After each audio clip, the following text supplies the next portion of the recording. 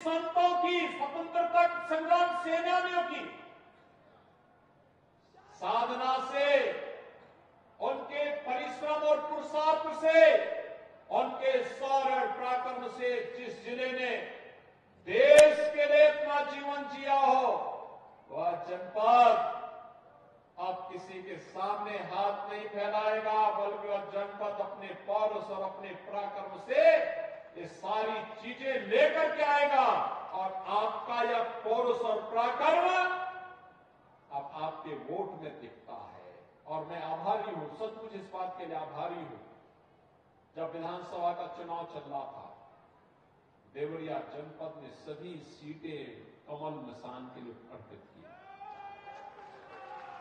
सभी सीटें हमें चुना करके दे दी, सभी सीटें में थी। तो स्वाभाविक रूप से जब आपने 100% रिजल्ट दिया है, तो 100% अपेक्षाओं पर खरा उतरने के लिए 100% कार्य भी हमें करना है। परिणाम जब पूरा आएगा तो परिणाम के लिए, उसके लिए फिर हमें भी उतनी मेहनत से कार्य करना है। और बहनों भाइयों, कभी आप सोचते थे कि आवास बन पाएंगे?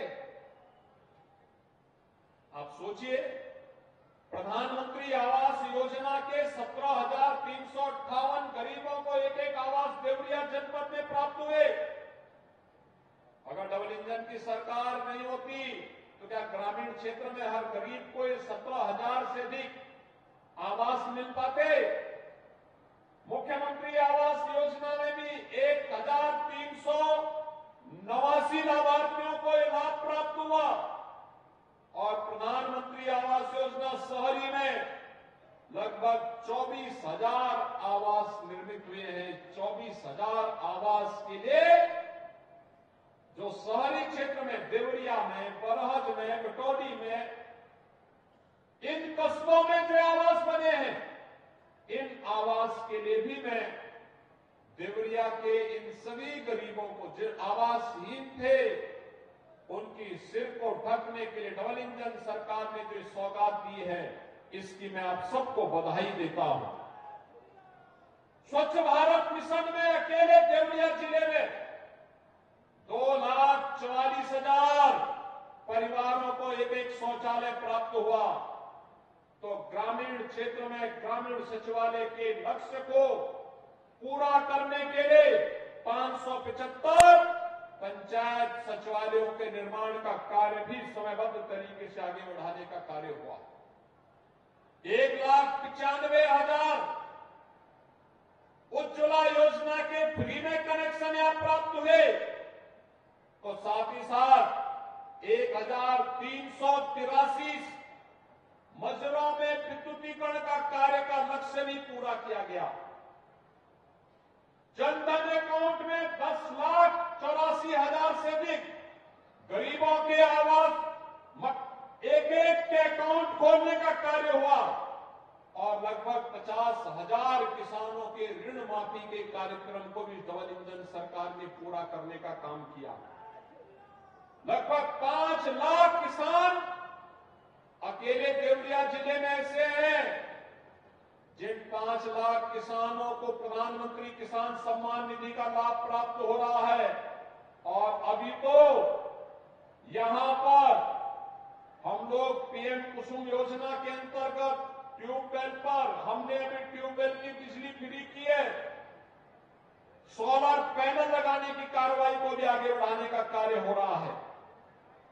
पीएम स्वामित्व योजना में जहां पर मकान, वहां का मालिकाना अधिकार 85,000 से अधिक घरों में वितरण हुई है।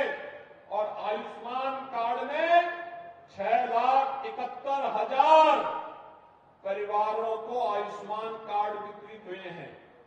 बहनों और भाइयों, मैं आपसे जानना चाहता हूं, ये जो गरीबों के लिए बिना भेदभाव के, न किसी की जाति है, न किसी का मत है, न किसी का मजहब है, सबका साथ और सबके विकास की भावनाओं के अनुरूप इन विकास योजनाओं का लाभ हर गांव, हर किसान, हर मजदूर, हर युवा। अभी मैं देख रहा था कुछ बेटियों को यहां मंच पर हम लोगों ने वो यहां पर स्वामी विवेकानंद युवा सशक्तिकरण योजना के अंतर्गत स्मार्टफोन और टैबलेट वितरित किए। यानी हर तबके के लिए उसकी रुचि और उसकी आवश्यकता के अनुरूप योजना लेकर के डबल इंजन की सरकार आई। यानी कहने के लिए विकास भी है और विरासत भी है। कोई सोचता था, मैं पूछना चाहता हूं, अगर सपा या कांग्रेस की सरकार होती तो बहनों और भाइयों, क्या अयोध्या में भगवान राम का मंदिर बन गया होता? क्या ये लोग बना पाते? क्या कितने लोग अयोध्या में दर्शन करने के लिए गए? वाह भाई, देवरिया बहुत आगे निकल गया। बाकी लोग जो है वो भी चाहिए अब अयोध्या दर्शन करने के लिए। वहां पे हमने व्यवस्था कर दी, एक दिन में 5 लाख श्रद्धालु भी जाएगा तो भी कोई समस्या नहीं होगी। और साई जी को ही हमने प्रभारी मंत्री बनाया है। ये बीच में तो ये वहीं पे रुक गए थे। अरे हमने कहा लखनऊ में आप मंत्री हैं, अयोध्या में नहीं। अयोध्या तो आप केवल व्यवस्था के लिए, मुख्य समारोह की व्यवस्था के लिए गए थे। लेकिन आज आप देख रहे होंगे कितना परिवर्तन आया है। सलामणि जी अपने भाषण में उन्होंने कहा ही, आपकी एक वोट की ताकत ने 5 सदी के इंतजार को समाप्त कर दिया। 5 सदी का इंतजार समाप्त हुआ। अयोध्या में रामलला का आगमन हो गया और फिर से हमारे पूर्वजों का आशीर्वाद हम सबको प्राप्त हो रहा होगा। जिनका सपना था कि अयोध्या में फिर से रामलला विराजमान हो जाएं, उनका आशीर्वाद भी हम सबको प्राप्त हो रहा होगा। वे हमें इस बात के लिए आशीर्वाद दे रहे होंगे कि वर्तमान पीढ़ी इसके लिए आयुष्मान भव, क्योंकि इस पीढ़ी ने उनके सपने को साकार कर दिया है। और हम सबको आभार व्यक्त करना चाहिए प्रधानमंत्री नरेंद्र मोदी जी का, जिनके कारण, जिनके विजन के कारण ये सब कार्य संभव हो पाया है। बहनों भाइयों, एक और ये कार्य हो रहा है। दूसरी तरफ आपने देखा होगा, देश के अंदर सुरक्षा और प्रदेश के अंदर कानून व्यवस्था की बेहतर स्थिति के साथ ही एक बेहतर वातावरण बनाने का कार्य और समृद्धि के लक्ष्य को आगे बढ़ाने का भी कार्य हो रहा है। आज हम सब इसीलिए आपके पास आए हैं। एक तरफ जब देश अपनी आजादी का अमृत महोत्सव मना रहा था, आजादी के अमृत महोत्सव के वर्ष पर भारत दुनिया की 5वीं बड़ी अर्थव्यवस्था बना था। और 5वीं बड़ी अर्थव्यवस्था उस देश को पछाड़ करके बना था जिस ब्रिटेन ने लगभग 200 वर्षों तक भारत में शासन किया था। प्रधानमंत्री मोदी जी को तीसरे कार्यकाल में एक अवसर दीजिए, भारत दुनिया की तीसरी बड़ी अर्थव्यवस्था बनेगा। और भारत को दुनिया की तीसरी बड़ी अर्थव्यवस्था बनने का मतलब हर व्यक्ति की आय में बढ़ोतरी होना, हर एक के जीवन में खुशहाली आना। भारत दुनिया की एक ताकत बनेगा तो कोई भारत का दुश्मन भारत की तरफ टेढ़ी नजरों से देखने का दुस्साहस नहीं कर पाएगा। और उसी नए भारत और विकसित भारत की परिकल्पना को साकार करने के लिए जन जन से एक आवाज आ रही है। और वो आवाज है, फिर एक बार, फिर एक बार, फिर एक बार मोदी सरकार। मोदी सरकार के लिए आप सभी लोग संकल्पित होकर के गांव-गांव, घर-घर जाएंगे। आज यही आह्वान करने के लिए मैं आया हूं। जब घर-घर जाएंगे तो अब की बार 400 पार जरूर होगा। जाएंगे ना? सब लोग तैयार हैं? और इसीलिए मैं कहने के लिए आया हूं, आप जिसके बारे में सोचेंगे उससे ज्यादा डबल इंजन की सरकार आपको करके दिखा देगी।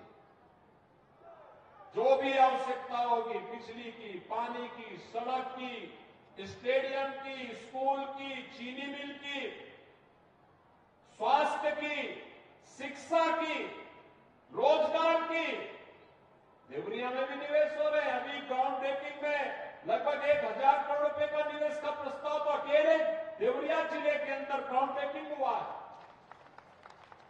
ये नए भारत का नया उत्तर प्रदेश है और नए उत्तर प्रदेश में नया देवरिया है। देवरा बाबा भी अब खुश हो रहे होंगे, आशीर्वाद बरसा रहे होंगे। और हम लोगों ने तय किया देवरा बाबा के नाम पर मेडिकल कॉलेज बना है। अभी देवरा बाबा के आश्रम मईल में भी हम लोग वहां के सुंदरीकरण के बड़े कार्यक्रम को आगे बढ़ाने जा रहे हैं, क्योंकि ऋषि मुनियों ने संतों के आशीर्वाद से ये व्यवस्था आगे बढ़ी है। विरासत का संरक्षण विषम परिस्थितियों में उन्होंने करके हम सबको एक नई प्रेरणा दी और आज उसी परंपरा को आगे बढ़ाने के लिए हम सब आज यहां पर आए हैं। भाइयों बहनों, आज 700 करोड़ रुपए की जो परियोजनाएं यहां के लिए उपलब्ध हो रही हैं, जिनमें प्रधानमंत्री आवास योजना के लाभार्थियों को भी लाभ दिया गया है। विभिन्न सड़क से जुड़ी हुई, बिजली से जुड़ी हुई, स्वास्थ्य से जुड़ी हुई और अन्य लोक कल्याण और विकास से जुड़ी हुई बड़ी बड़ी परियोजनाएं, हर घर नल की योजना हो, इन सबको आज जब यहाँ पे जमीनी धरातल पर उतार करके देवरिया जनपद वासियों को प्रदान किया जा रहा है, इन सब के लिए मैं आप सबको एक बार फिर से हृदय से बधाई देता हूं, अपनी शुभकामनाएं देता हूं, होली की मंगलमय शुभकामनाएं देता हूं और विश्वास व्यक्त करता हूं कि आप सभी लोगों का आशीर्वाद फिर से डबल इंजन सरकार के लिए मोदी जी को तीसरे कार्यकाल के लिए उपलब्ध होगा। इस विश्वास के साथ मैं आप सबके प्रति होली की मंगलमय शुभकामनाएं देते हुए, इन योजनाओं की बधाई देते हुए अपनी वाणी को देता हूं विराम। जय जय श्री राम,